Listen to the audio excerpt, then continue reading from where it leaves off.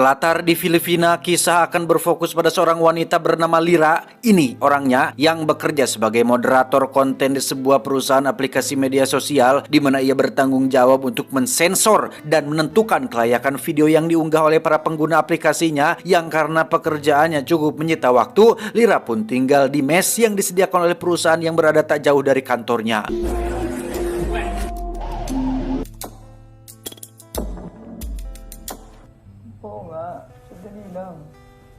Lira sendiri semasa kecilnya selalu dinasihati oleh sang ayah untuk tidak takut terhadap hantu karena menurut beliau hantu adalah bukti keberadaan Tuhan dan adanya kehidupan setelah kematian. Hantu menandakan eksistensi kejahatan dan juga kebaikan dengan berpegang pada kenyataan, sehingga saat dewasa Lira meyakini jika di dunia ini ada hal kejam yang terus terjadi berbanding lurus dengan kebaikan, di mana Lira juga merupakan seorang gadis yang mengidap post traumatic syndrome disorder atau lebih kita kenal dengan gangguan mental yang disebabkan oleh trauma masa lalu yang dipicu akibat kekerasan yang sering dilakukan sang ayah kepada ibunya.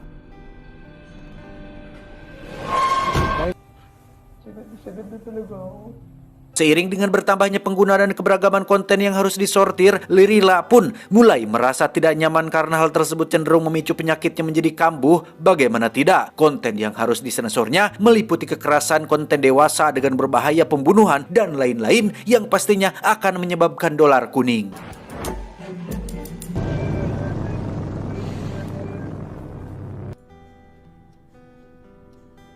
Selanjutnya kita akan diperkenalkan pada seorang karyawan bernama, kita panggil saja Neneng, yang kebetulan sedang menyortir konten-konten mengandung kekerasan, di mana si Neneng yang ketakutan pun berteriak histeris hingga terjatuh dari kursinya, sementara Lira yang merupakan sahabatnya hanya menatapnya dari kejauhan karena ia tahu betul dengan apa yang dirasakan oleh sahabatnya tersebut.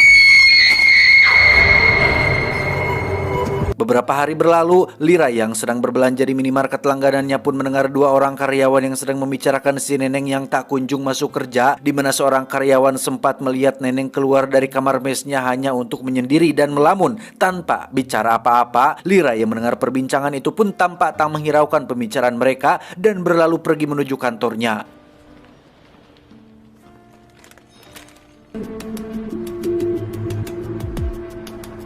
Setibanya di kantor, Lira langsung menemui atasannya yang bernama Simon yang menunjukkan beberapa screenshot dari video yang lolos dari peninjauannya, di mana si atasan menganggap video tersebut tidak layak untuk dikonsumsi oleh publik, sehingga Simon pun menekankan agar para karyawan lebih jeli dalam memberikan penilaian ketika melakukan peninjauan.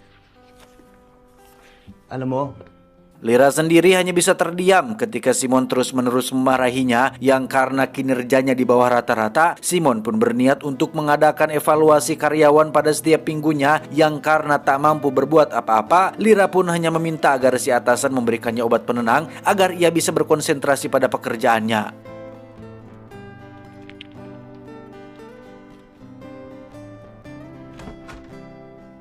Dalam sebuah meeting, Simon pun memotivasi para karyawan agar dapat terus fokus pada pekerjaan, di mana kasus Neneng dianggap sebagai suatu pembelajaran agar mereka mengambil waktu untuk rehat sejenak apabila mulai merasa tertekan dengan pekerjaannya. alam kong hindi natin ginusto tong nangyari kay Eileen. Keesokan harinya, Lira yang lembur hingga jam 11 malam pun sampai pada sebuah video berisi seorang pria yang membakar kucing hidup-hidup, di mana Lira langsung menghapusnya dan mengakhiri jam kerjanya, yang ketika Lira sedang menunggu lift terbuka, tiba-tiba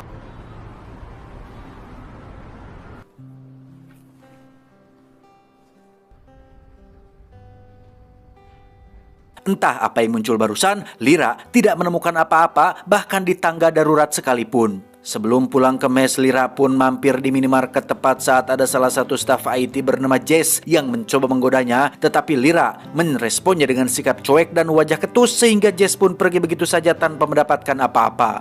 Diba, naghahabol ako ng tulog eh.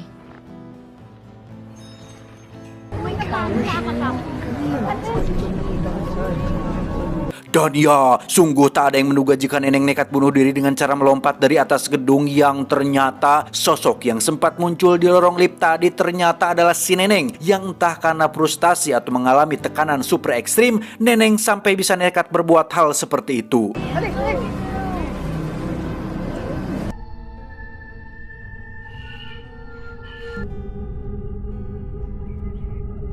Akibat kejadian tersebut, Lira dan seluruh karyawan pun diminta keterangan terkait insiden semalam yang karena tidak ingin terlibat lebih jauh dalam kasus ini, Lira pun menjawab setiap pertanyaan dengan agak sedikit ogah-ogahan.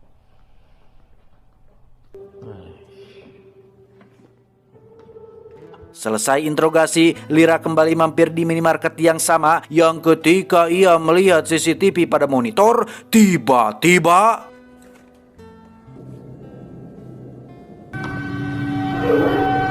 ketika sedang di kamar, Lira menemukan sebuah tulisan yang tertera di atas ranjang yang bunyinya kurang lebih seperti ini. Kamu tidak akan bisa lari dari sini. Entah siapa yang iseng menulisnya. Lira yang jenuh pun akhirnya memilih untuk pergi ke kantor malam-malam yang tepat pada pukul 11. Lira mendengar suara dari komputer lain yang ketika diperiksa, alangkah terkejutnya Lira saat menemukan rekaman video detik-detik tepat sebelum si nenek mengakhiri hidupnya.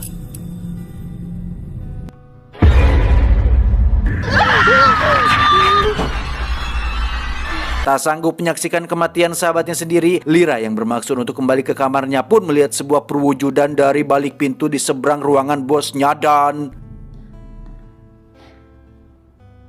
Lyra, anong ginagawa mo dito?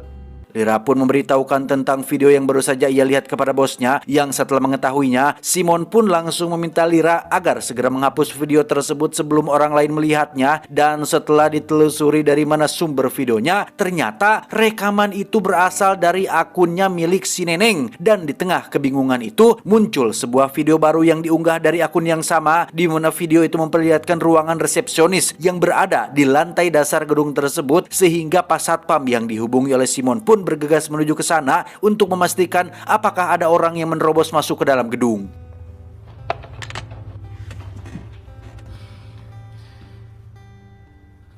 Sementara Lira yang penasaran dengan siapa yang menggunakan ponsel si Neneng pun meminta video rekaman yang diambil oleh Jess pada saat kejadian. Dan dari rekaman tersebut terlihat dua orang pria yang salah satunya mengambil ponsel milik si Neneng. Sir, yung cellphone. Merasa jika si pencuri ponsel itu sengaja mempermainkan mereka, Simon pun mencoba untuk menelepon ponsel si Neneng dengan maksud menunjukkan keberadaannya pada Pas Satpam. Namun rupanya lain cerita bagi Pas Satpam yang saat itu sedang ketakutan ketika memeriksa ruangan resepsionis, yang ketika dering ponsel si Neneng mengejutkannya, tiba-tiba...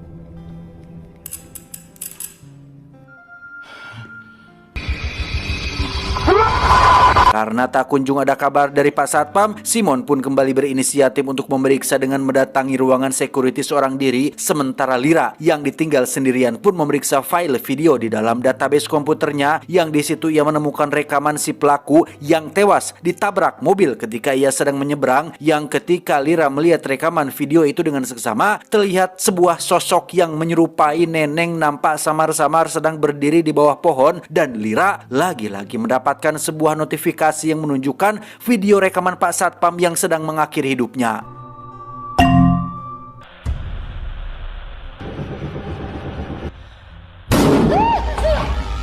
Lira yang panik pun segera menelepon Simon yang tak kunjung terlihat batang hidungnya. Sementara Simon yang telah sampai di ruangan security pun tidak menemukan satu orang pun berada di sana. Untuk itu ia kemudian memutuskan untuk memeriksa sendiri ke lokasi di mana rekaman itu diambil. Yang karena tidak menemukan sesuatu apapun di sana, Simon yang berniat untuk kembali ke atas dengan menggunakan lift pun terhenti di sebuah lantai yang gelap. Yang karena penasaran, Simon pun memeriksa ruangan demi mengandalkan cahaya dari ponselnya. Yang ketika Simon mendapat telepon dari si Lira, tiba-tiba karena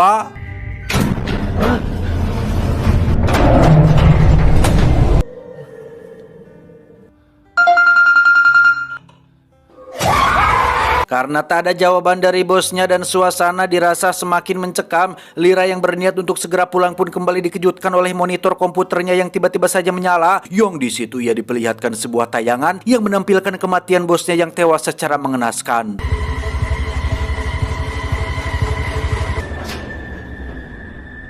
Lira yang ketakutan pun akhirnya menghubungi Jess untuk meminta pertolongan, dan tepat setelah ia mengatakan dirinya terjebak di dalam gedung, tiba-tiba saja sambungan teleponnya terputus dan segera Jess meminta pertolongan pada satpam gedung lain untuk memeriksa gedung tempat Lira berada. Patulong! Ano yun, Ito ako sir? sa taas! Masama naman ako. Ketika Lira mencoba untuk menenangkan diri, tiba-tiba ia dibuat terkejut saat melihat sosok perempuan yang sedang mengetik di komputernya. Dan setelah sosok itu menghilang, Lira yang penasaran pun menghampiri meja kerjanya untuk melihat apa yang ditulis oleh sosok tersebut.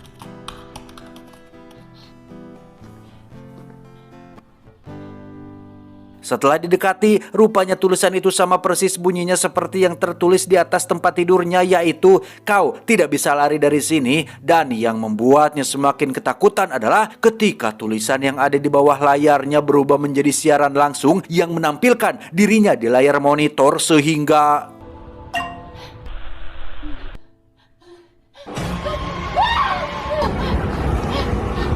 dengan menggunakan tabung apar, Lira berhasil memecahkan pintu kaca yang sedari tadi mengurungnya, di mana rupanya sosok si neneng ini ingin menyampaikan sebuah pesan, namun karena caranya yang menakutkan, Lira pun tidak dapat memahami apa maksud dari si neneng yang selalu menghantuinya.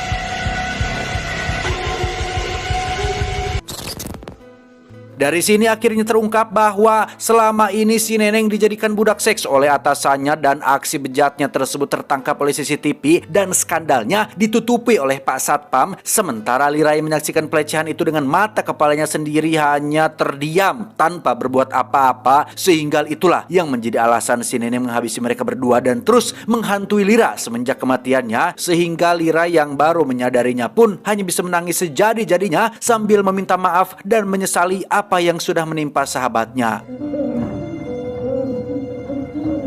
Yung buong buhay ko para siyang isang malaking baon. Naira? Naira?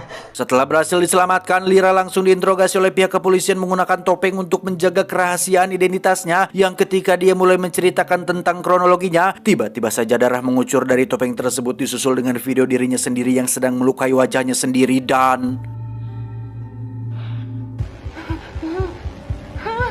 tamat ending yang cukup mengkeengkan. Mau dibulak-balik dan alasan ini itu, Lira tetap bersalah karena memilih untuk tutup mulut atas kemungkaran yang jelas-jelas terlihat oleh kedua bola matanya. Sehingga pesan yang bisa kita ambil dari film ini adalah kezoliman akan terus ada, bukan karena banyaknya orang-orang jahat, tetapi karena diamnya orang-orang baik. Saya John mewakili jajaran direksi yang bertugas mengucapkan terima kasih dan sampai jumpa di video selanjutnya. Adios.